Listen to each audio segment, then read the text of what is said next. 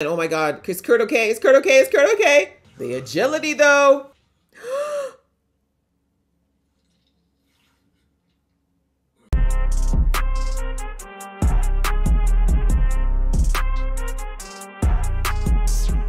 Hey guys, it's your girl Aisha, aka Geek XX Chic, and we are back with another reaction to X-Men 97. We're now into episode 5 called Remember It, Sicily, 1965. Only the old heads will get that one. Anyway, we're moving on to this episode. The last one was a great kind of two-parter episode. We focused somewhat on Jubilee. She just turned 18 and she wanted to have some fun. And unfortunately, she got sucked into a video game by some type of dimension demon who basically wanted her to continue to play through the different levels, which were reflective of the battle she's been in. And to make a long story short, you see that Jubilee is kind of afraid to grow up and afraid to venture into a world where the unknown is there and bad things can happen. She kind of wants to stay in the bubble of safety within a game. But she realized after going through this experience with Roberto and almost losing him in the game that the real world may be tough, but it's worth living, and that she's got to just, you know, set aside time for, you know, her escapism. But for the most part, we need to stay in the real world. And then on the other side of things, we got to see what Storm's been up to. We see that she's been working with Forge, trying to get her powers back. The revelation came to her that Forge actually was in part responsible for what happened to her, and that his technology was what eventually led to the gun that took her abilities. So that unfortunately put a big splinter in what was a blossoming relationship. And then we ended the episode with Storm being confronted by some type of weird owl demon thing that apparently feeds on despair and wants to devour Storm. So that's how we ended it. A little bit scary, but listen, if there's one thing that I know, it's that my girl Storm is not going to go down without a fight, and certainly not to some weird dude with an owl head. So without further ado, let's jump into this episode. But just before I do, a reminder that if you'd like to be notified of when I do uploads to this show or anything else you might be watching of mine, please go ahead and hit that subscribe button and that notification bell. All right, that out of the way, let's get into the episode right now.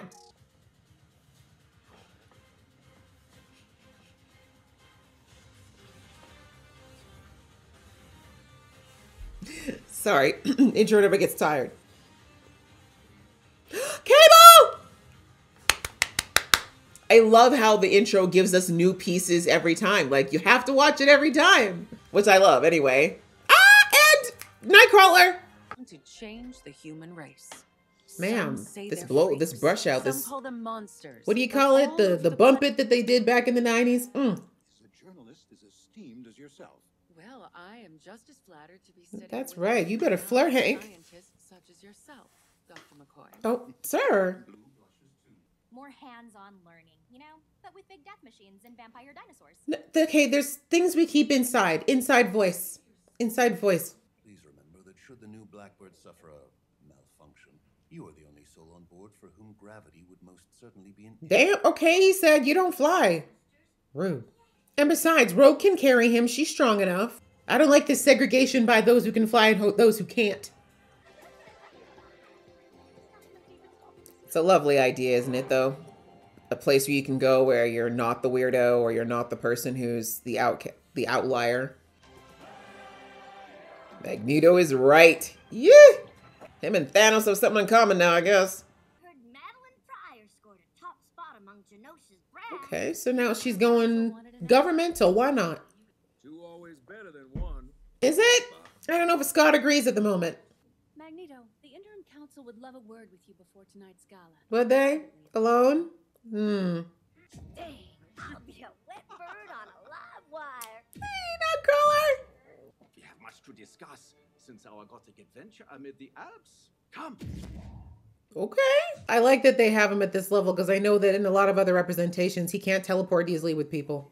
It's just like you said it'd be. Who? The professor? Yeah. Yeah, let's go with that. Daddy's charging pretty high rent. I mean, you have to bring everything in. Like, why is Magneto suddenly mutant MVP? Well, because a lot of the people here have experienced the worst, like Magneto. What did he say in his speech at the UN? The oppressed. It's kind of what we bond over, is the oppression. I am sure we're getting a lot of Easter eggs for characters in this scene, and I just don't know them all, which saddens me. Take a pleased to see you and Rogue's souls touch in every gaze. Ain't the touch she be looking for. Oh, wow, that was very literal. Scoundrels like me, We don't get no white picket reward. We too busy for love. Oh, is that what you're telling yourself? Love is best measured in what we forgive. Wow, look at Kurt looking deep, introspective. He doesn't even know. He even know, but he knows.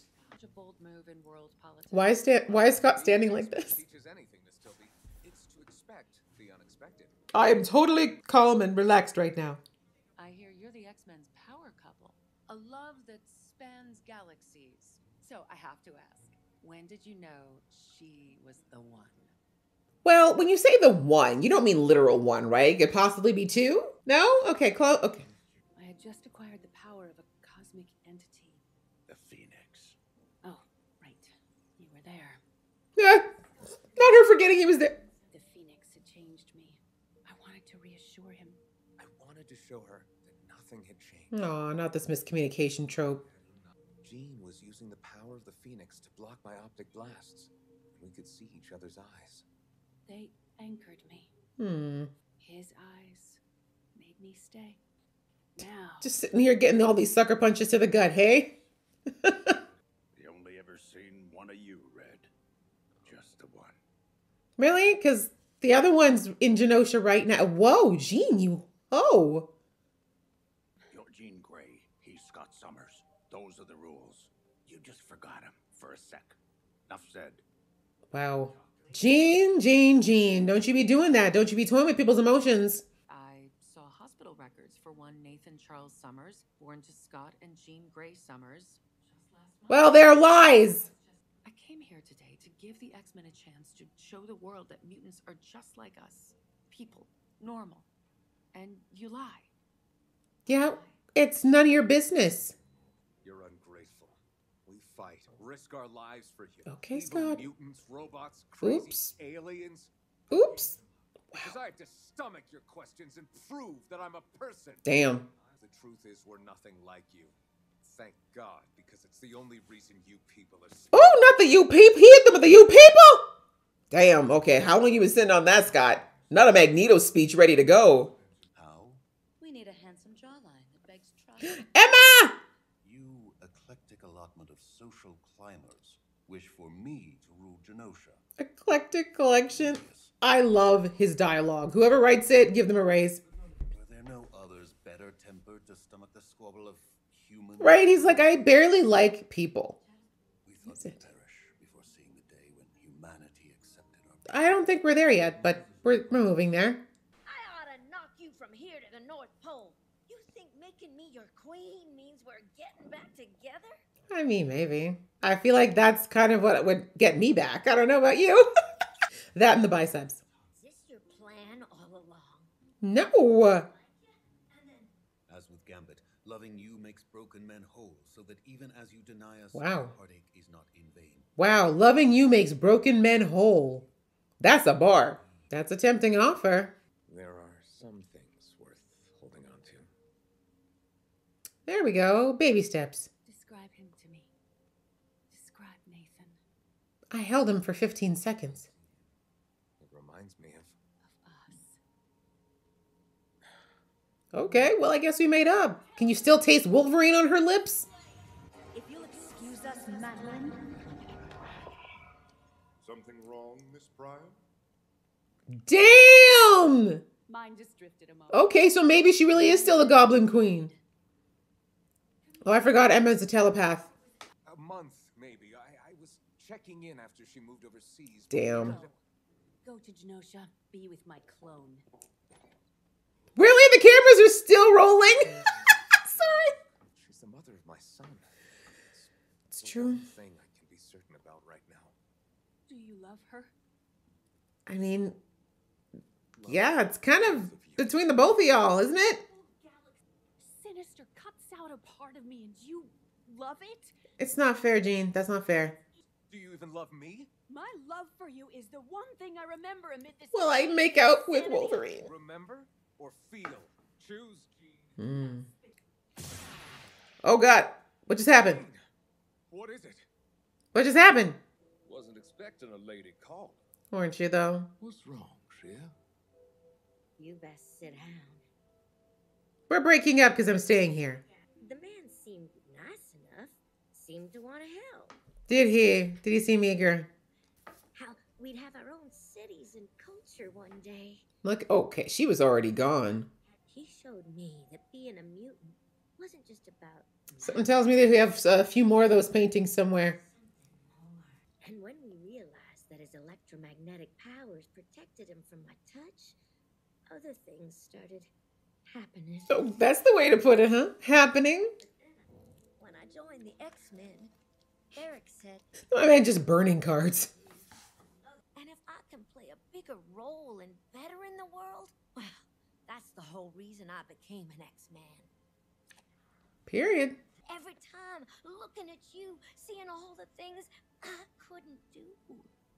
mean? I can't touch you, Remy. Yeah, this is a reality. May beat for me, but I can't light up everything you touch, but never me. Wow. Wow. Damn. Skin share. Oof. Till then, we be friends, mon ami. Just friends.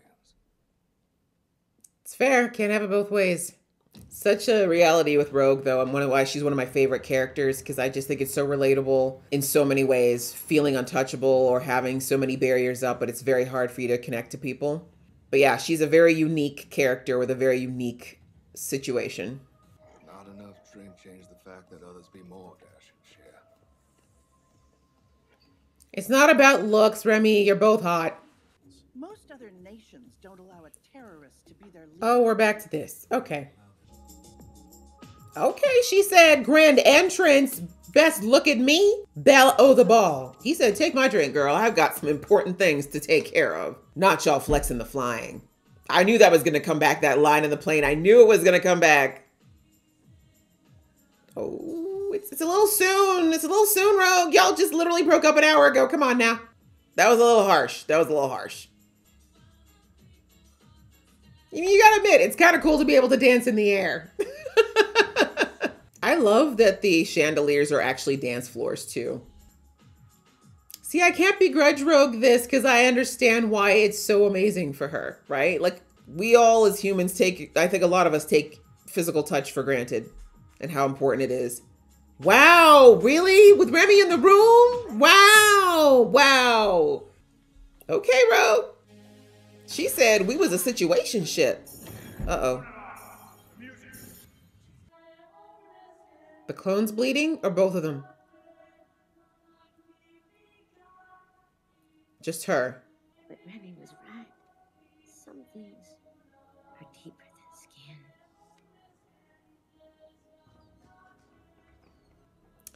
So you did that huge display just to be like, yeah, no, I'm not feeling it. The music. Get everybody out. Cable's back. How? When? Why? So, oh, he came back because he knew something was going to happen. That's why she felt it. You survived. I'm so sorry, Mom. Sorry for what? Whatever the hell this is. Wow. Wow. This is well done here. This is awesome. He was green, though. What does that mean? What in tarnation? Behind you! Oh, God! Sentinel. No way! Right? Let's not sit around and figure out what this thing's doing! Ooh, you are on the man. Oh, my God. Is Kurt okay? Is Kurt okay? Is Kurt okay? No! You're alive. So are you. We're trying to evacuate folks now, but the Morlocks, they stuck in the bay. Damn. Oh my God. Just pounds of them. Did they come from the future? Oh my God, no. Everything was so happy at the beginning of the episode. That's how I knew it was all gonna go to hell in a handbasket. We shall not live our days wondering if we could have saved more. I like it. My man said a plan and quickly. You need to go up to that mothership so you can stop dropping them. The love Rogue kicking ass in a dress. That's hot. What is that green blast? I don't like it. Ooh. No, not the professor. The carnage. Not his dream disappearing again. Yep, right back to the trauma. Was there anyone in that train? Leech knows Callisto will find us. If not her, Magneto. He promised Leech would never be scared again. Oh, maybe he shouldn't have made that promise. Not just the flying head. Period. In a suit.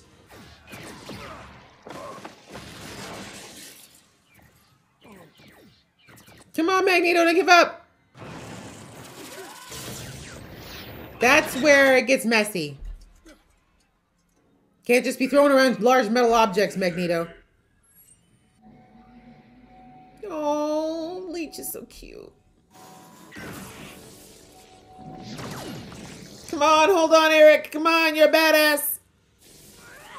No, too dangerous, Jeff. Yeah, well, she's not going to stand back and do nothing. Someone's got to stop it. Come on. Oh, you hear me? He's trying to protect us, Rogue. Some things are deeper than skin.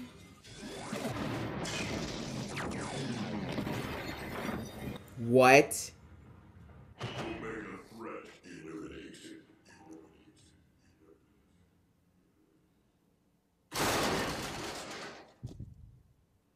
I like Rage Rogue.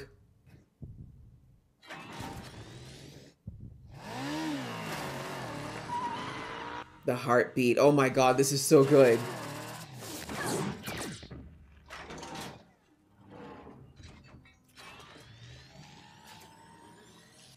No, the Kurt just woke up. The agility though.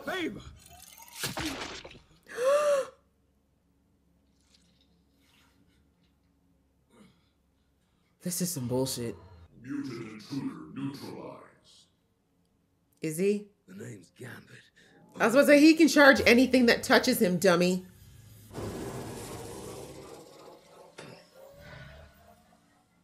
Remember it.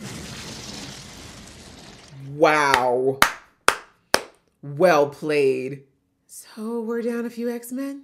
The images you're about to see may be disturbing. Both statues destroyed.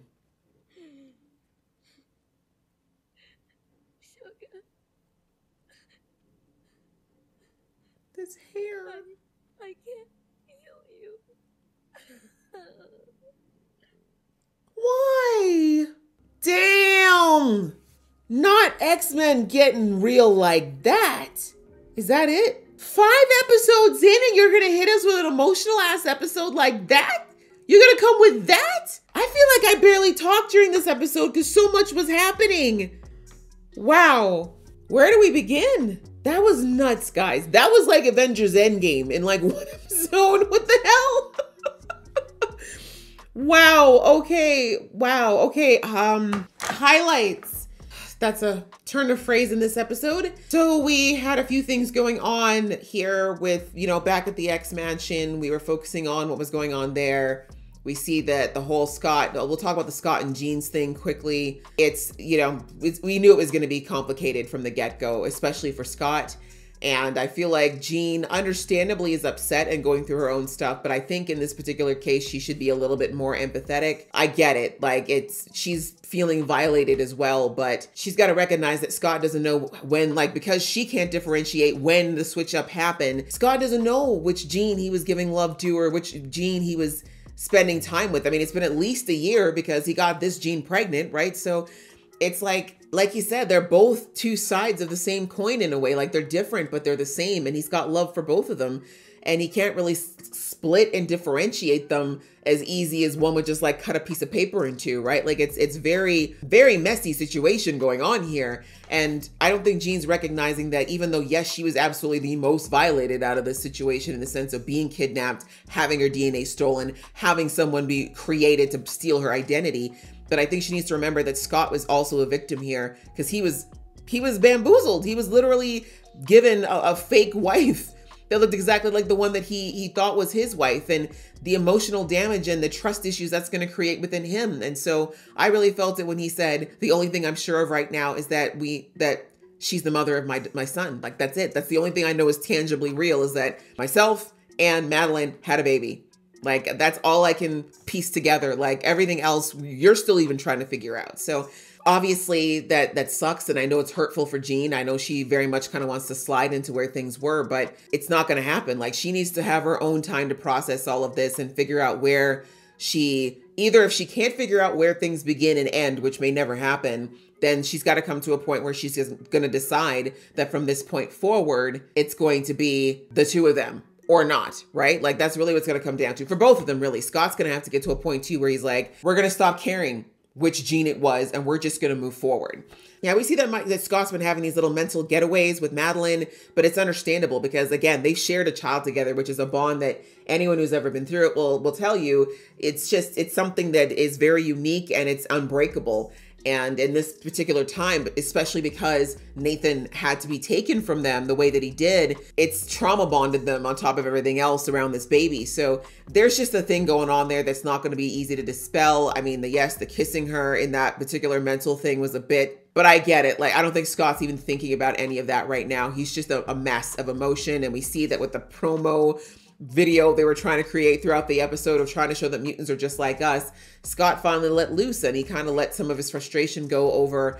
This is the hero's frustration, right? This is the thing you don't often hear heroes say, but it's a very real thing, is that the hard part of being a hero is that it's 99% of the time an unrecognized and thankless job, right? A lot of heroes go day to day doing things, but people are quick to point out when they screw up, but they're not really all that quick to recognize the sacrifices and the amount of work and the amount of hardship that they go through to protect people. And we see that's the case with the X-Men. Like, they've done so much. Like he said, look at all the things we protected humans from, just for them to treat us like we're freaks, just for them to want to ostracize us, just for them to want to kill us.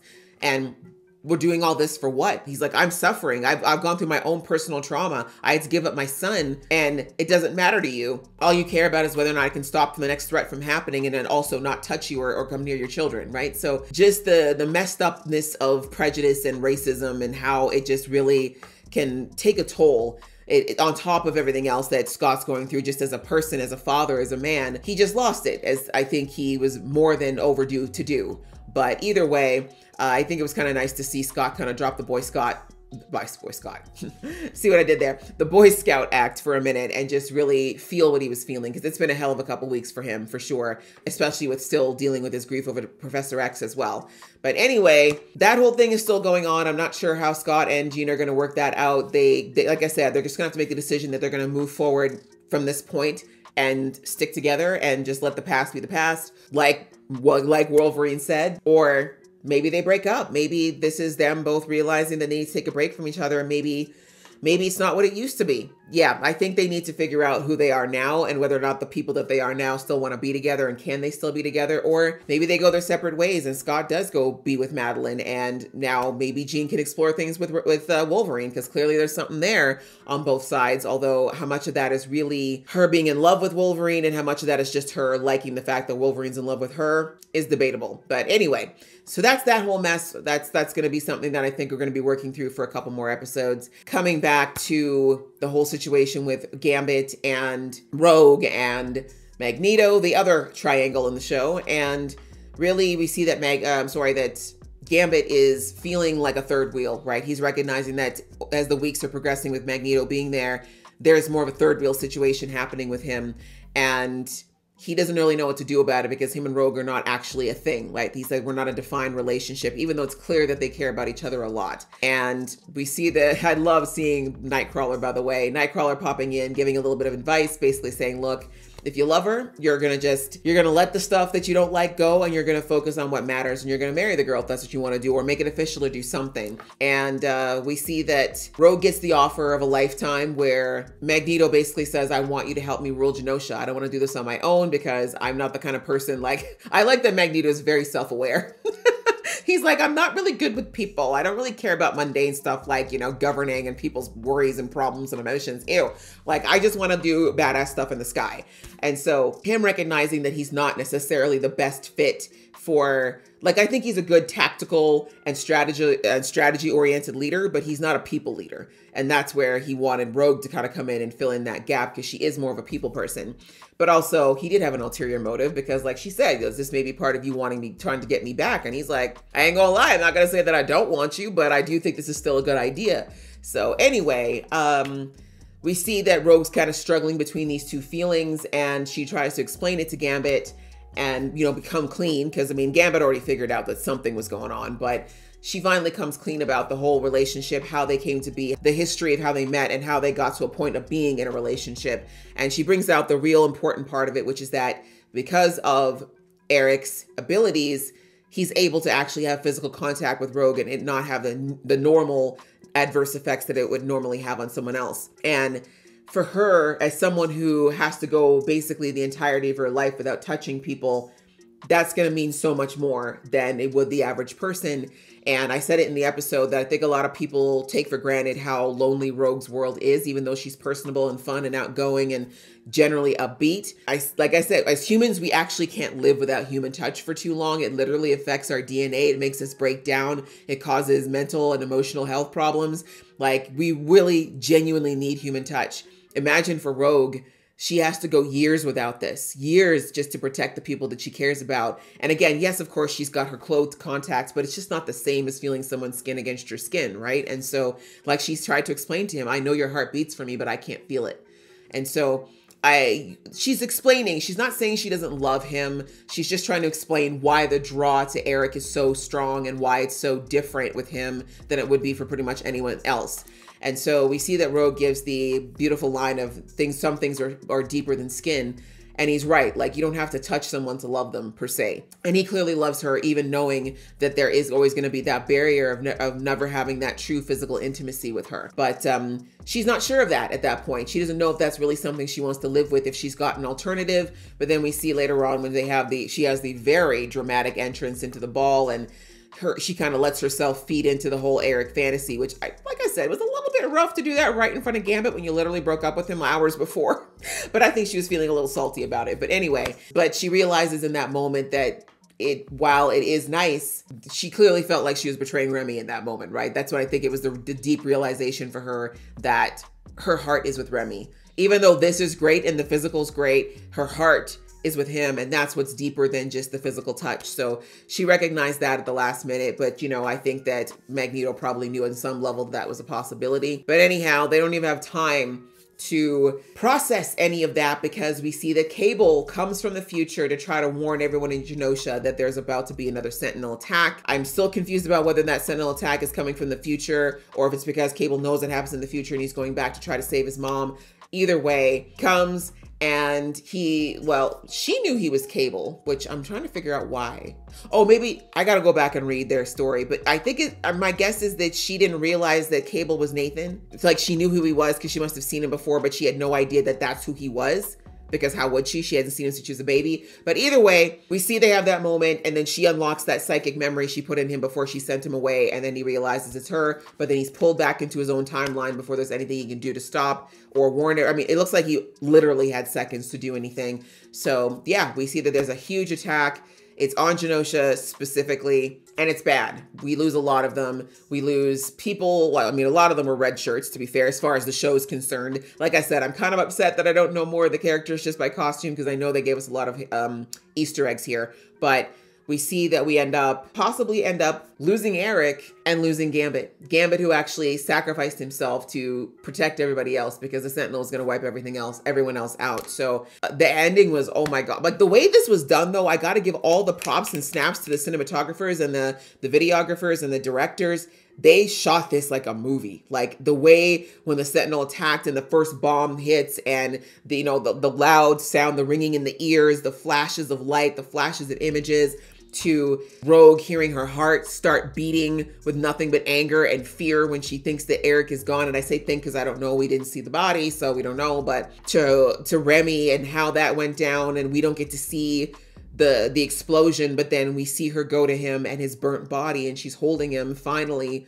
with her bare hands, and she's like, I can't feel you. When that's been the theme of what they've been struggling with all episode long. Just, oh. Dialogue, 10 out of 10. Cinematography, 10 out of 10. The plot, 10 out of 10. Everything about this episode was great. This is my favorite one so far, and it was the most tragic. Thus far, it really was, but absolutely amazing. Like, this show is killing it, you guys. This is only 30 minutes. I could have easily watched another 30 minutes of that. This is so, so good. Like, they are knocking it out of the park with this, and honestly, it's setting my standards up here, Marvel. I'm just saying it right here and now, Marvel. This show is bringing it up here. Now that you've got the rights to everything under the sun with Marvel's concerned, I want to see some real action in the MCU because now I see what you have the capability of. I see the potential. I want to see it on the big screen too. I'm dead ass. Like, you need to bring this level now going forward because this is up here. This was a fantastic episode. So yeah, we ended the episode with all that carnage. We're not sure where we are, who survived, what the body count is, but we know that it's not good. And the X-Men back at home are clearly devastated with what they've seen, and they still don't know exactly what's happened. And Scott is freaking out because this is still his team and he has no idea what else now is spiraling out of control. So yeah, and then there's Rogue out there, someone who's going to find out about this, and that's going to break her heart too. So yeah, a lot on the table here, guys. I mean, this just makes me want to run right into another episode. I can't believe we got to wait a week, but whew, I'm ready for when it does happen. And I enjoyed this a lot. I hope you guys enjoyed watching along with me. As I said, I don't know if I talked a lot in the reaction, but my gosh, this was a really good episode and I enjoyed it a lot. So thanks so much for watching, guys. Please show some love if you're feeling it, and I will see you in the next episode.